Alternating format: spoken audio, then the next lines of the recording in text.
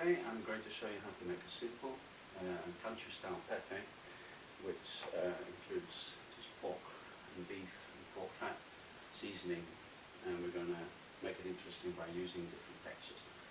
Easy to do, follow the steps, and very nice to have in the fridge to slice off sometimes and use for lunch or with a glass of wine or with a salad. As you can see, we've got lean pork, young beef, so instead of the tasteless white veal, onions, garlic.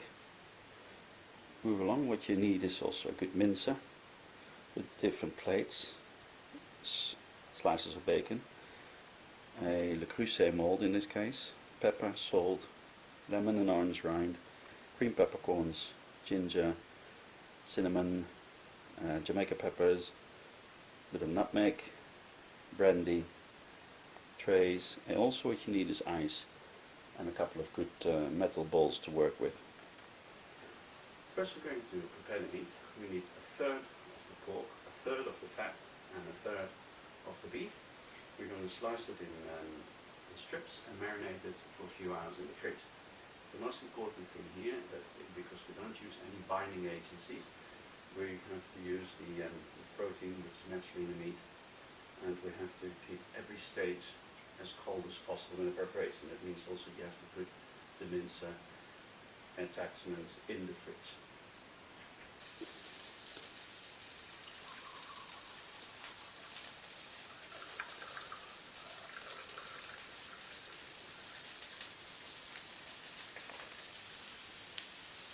The idea here is to have the chopped onions in a little bit of butter, and when they're translucent we add a bit of chopped garlic and then a glass of brandy and reduce it right down and add it later to the terrine for flavouring. Once it's reduced we cool it down to add to the terrine. In the meantime we're going to use the cayenne, the Jamaica pepper and Provençal herbs and fine them up a bit for seasoning. So we have the veal cut in strips, the pork fat cut in strips, a little bit of pork fat cut in cubes for garnish in the terrine, and the lean pork meat. The pork meat and the pork fat we're going to mince through a fine plate, and the beef through a round, bigger plate, what they call pea cutter in some areas, to give the terrine a texture. We're going to marinate this now with the spices that we mixed, the zest of lemon and orange, and then we're going to keep it in the fridge for a couple of hours before we actually start mincing.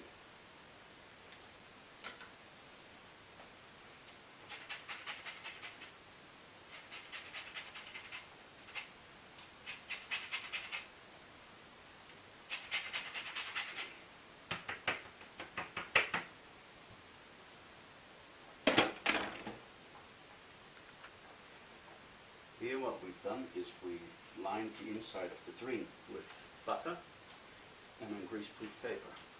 Now we're going to line them with thin strips of bacon so that the whole terrine after cooking can be lifted out very easily.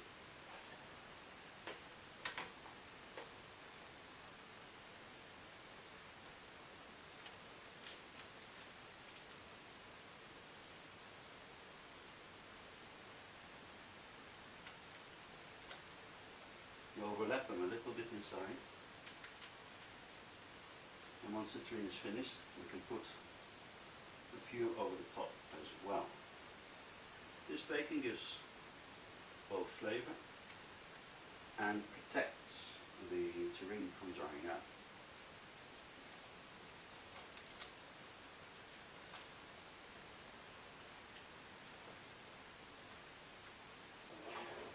So, the first important steps is we're going to pass the pork fat twice through the fine plate and the pork meat once through the fine plate in a bowl which is in an ice bath, so everything stays nice and cold.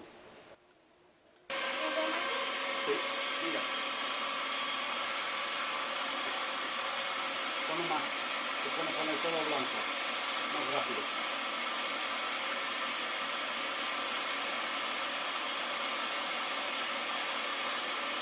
Super. Zo, nog maar één. Ja, goed zo.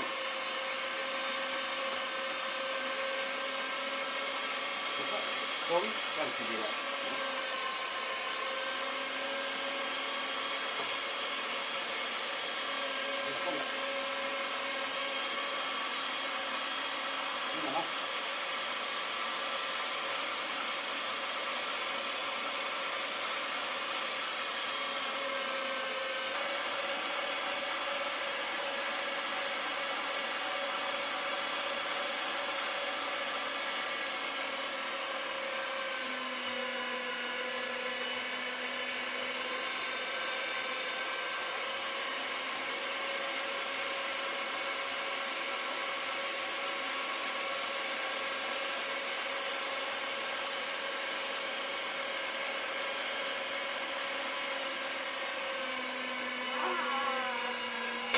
So now the beef, we're going to mince through the big plate, okay, with the big holes. So that gives a nice structure of to the terrine. So now we're going to mince all the beef through this once.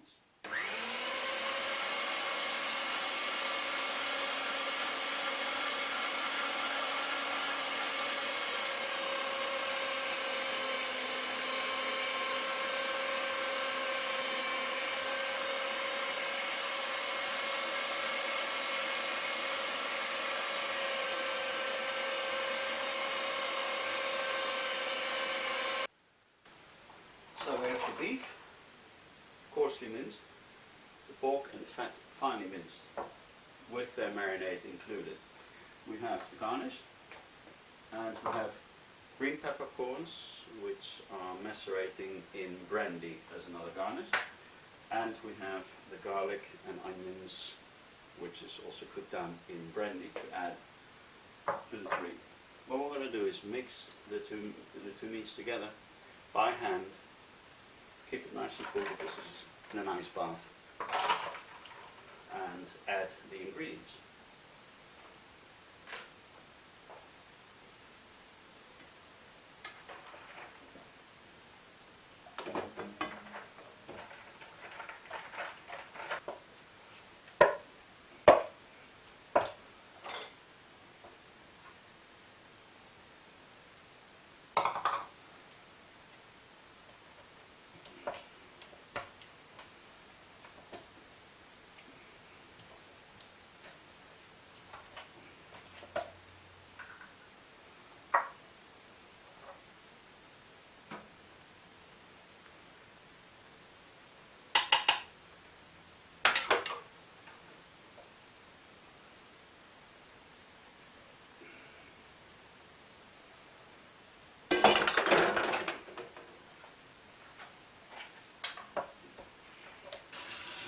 To do so, we have a pan with hot water to poach a small amount in.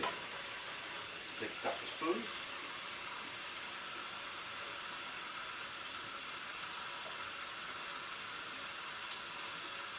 Put the quenelle and deposit it in the water. Once the quenelle is cooked and cooled off, we can test the seasoning. In the meantime, we can put this back in the fridge to remain cold. So we've adjusted the seasoning now.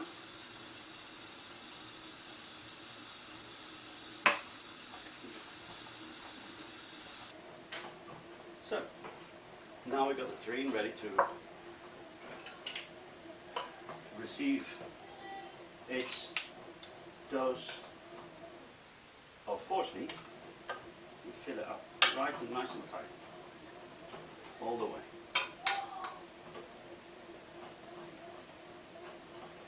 So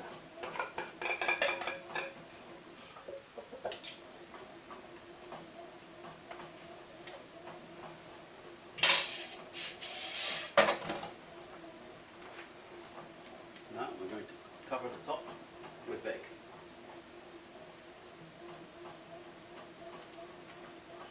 Well,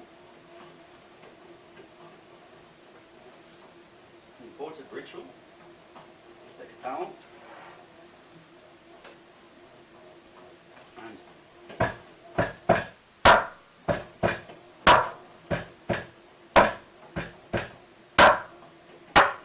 turn the terrine down a couple of times in order to lose any cavities.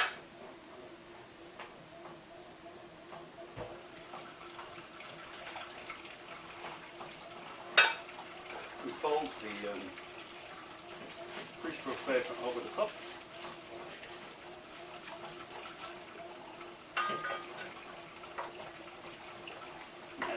And the lid of the terrine.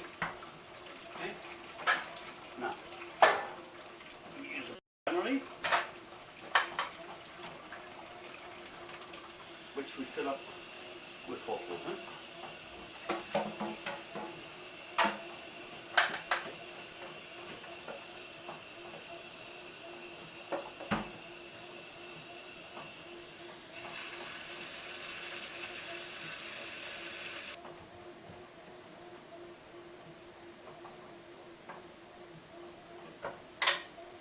And this now goes into the hot oven, 150 degrees for about an hour and a half. After an hour and a half, we're going to test the terrine with a larding needle. Terrine making is a labor of love. As I said, you need patience, cleanliness, and very importantly, if you rely on the natural protein of the meat, is to do all the stages cold, cold, and cold again. So you cut the meat back in the fridge. Mince, machine is cold. Once you mince it, back in the fridge. And you mix the horse meat on an ice bar. That way, because the protein of the meat is very delicate, and when it heats up, it doesn't wedge up because it gets destroyed. I use myself in this recipe Provençal herbs, ginger, nutmeg, a bit of cinnamon to make it better, normal pepper, salt, brandy, onions, and garlic. You have to, these things are very much open to taste. You can try your own recipes and have fun with those things because they are really good to do. So, an hour and a half in the oven at 150 degrees in a bain-marie. If we want to know if it's cooked all the way through, all we have to do is lift off the lid, fold back the paper, take a larding needle or a knitting needle, something similar, and go all the way to the bottom of the terrine. Wait 10 seconds. And after 10 seconds, we draw it out and we hold it against your upper lip. Now, the whole temperature all the way through to here has to be the same, hot. Now we know it's properly cooked. Now we're going to leave it to cool. Once it's more or less room temperature, we're going to put a gentle weight on it, so it compresses a bit, and put it in the fridge to cool further down.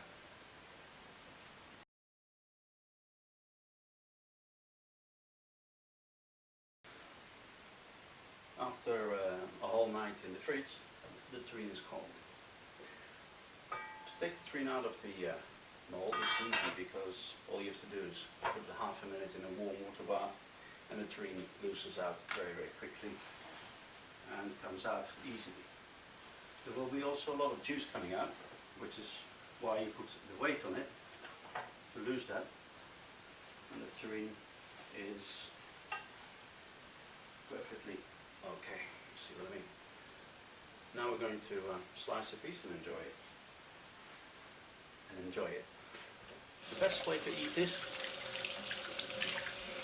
is room temperature, not straight out of the fridge. Let it warm up a little bit to room temperature so that the flavors are coming out a lot better. Bit of cranberry jam or red currant jam with it, nice glass of red wine, and some really good country style bread toasted is excellent with this.